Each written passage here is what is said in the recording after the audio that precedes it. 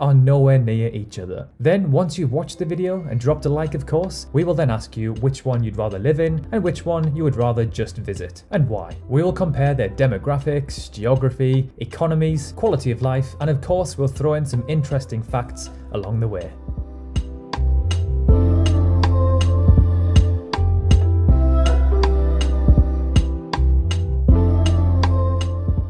So let's begin by looking at their key demographics, starting off with their populations. So out of the two, Canada is more populated with around 37.7 million people, making them the 39th most populous nation on Earth behind Poland and above Morocco. Fun fact, there are more people living in Greater Tokyo than there are in the entirety of Canada. Think about that. A city in the world has a higher population than the second biggest country on the planet. Wow. Australia is the 55th most populated country in the world with roughly 25.5 million people, putting them above Niger and below North Korea. Now that we know their populations, let's look at their population densities. This one is incredibly close and mind-blowing. So with 3.92 people per kilometre squared, Canada is technically more densely populated, making them the 8th lowest densely populated country in the world. Then we have Australia with 3 people per kilometre squared, making them the 5th lowest densely populated country in the world. Again, this next one is unbelievably close. Their life expectancy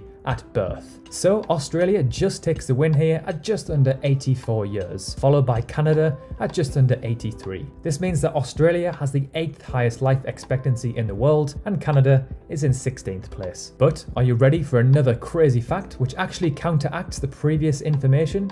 Which country in the world do you think has the highest cancer rates? I'll give you a clue. It's a country with lots of sun and generally quite a pale skin population.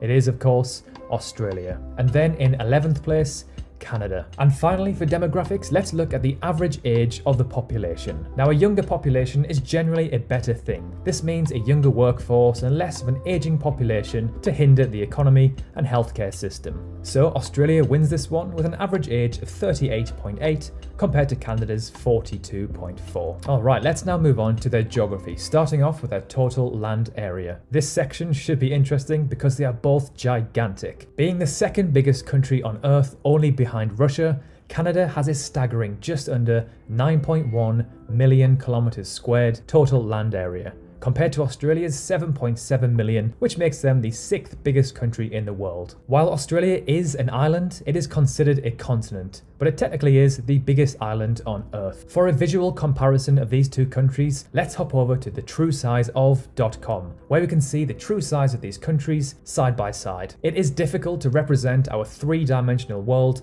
on a 2-dimensional map, so this website allows us to see how big each country actually is in relation to each other. So by grabbing both of these countries and putting them on the equator, we can see their actual sizes side by side. So yes, Canada is obviously massive, but its proportions are incorrectly displayed on a traditional map. Let's now take a look at what percentage of these countries' landmass is covered in forests and also how much coastline they have. With 16.2%, 39% of which is in Queensland, of the country being covered in forest, Australia has significantly less than Canada at 34%. So more than a third of Canada's total size is actually forests. Canada actually has the 3rd most forest by area in the world, and Australia has the 6th. Okay, so before we reveal this one, out of the two, which one do you think has the most coastline? This country also has the most coastline out of any country on Earth. So if you said Australia, you're wrong, unfortunately. So with 202,000 kilometers, Canada has by far the most coastline in the world, followed by Australia, which is in 7th place with a measly 25.7k kilometers. Now, to my surprise, Norway actually has the 2nd most coastline in the world. All right, so let's move on to the economy and some financial statistics for these two countries. Again, this is another one which is neck and neck. The resemblance for these two countries is uncanny. So let's begin by looking at their total GDP. The GDP can be calculated by adding up all of the money spent by consumers, businesses, and government in a given period. So with 1.3 trillion US dollars,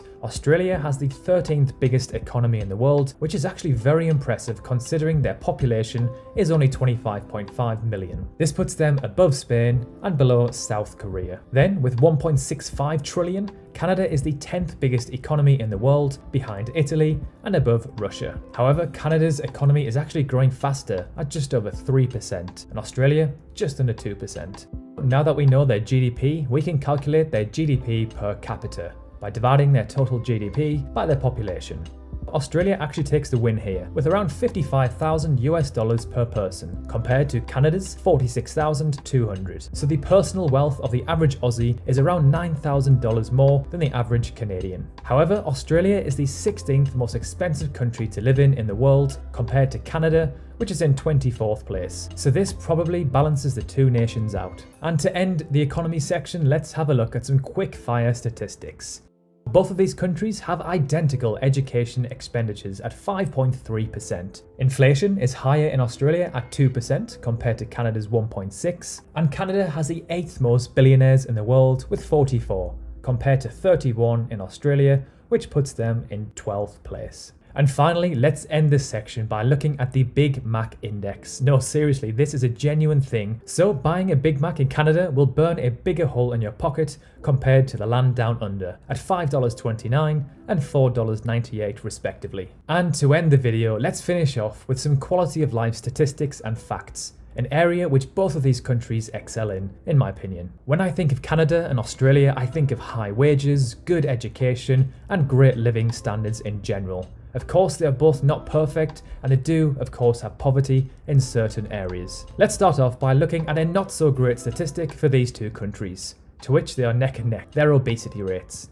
They pretty much have the same percentage of their adult population classed as obese, at a roughly 29%. This comes to no surprise as both of these countries indulge in a 21st century Western diet, and Aussies sure do love their meat, beer, and barbecues. Australia has more physicians and hospital beds per 1,000 people, with 3.8 and 3.59 respectively. When it comes to school life expectancy, Australia is ranked as the #1 in the world. The school life expectancy, or the SLE, is the total number of years of schooling, this is primary to tertiary, that a child can expect to receive. So with a staggering 23 years, Australia takes the win here. Canada sits in equal 7th place, with many other countries at 17 years, which is still very impressive. Australia just misses out on the top 10 happiest countries in the world in 12th place, which coincidentally sits behind Canada in 11th place. When it comes to the Global Peace Index, Canada ranks as the 6th most peaceful country on Earth,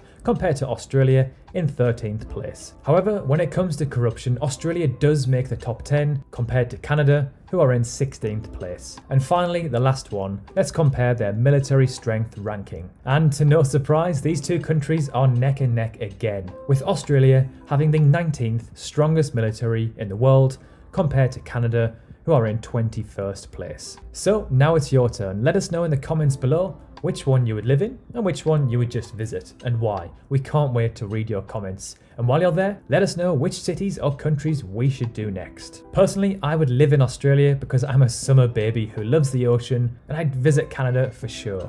It's another dream destination for me that I hope to visit soon. So thank you so much for watching. If you enjoyed the video or you learned something new, a like would be much appreciated.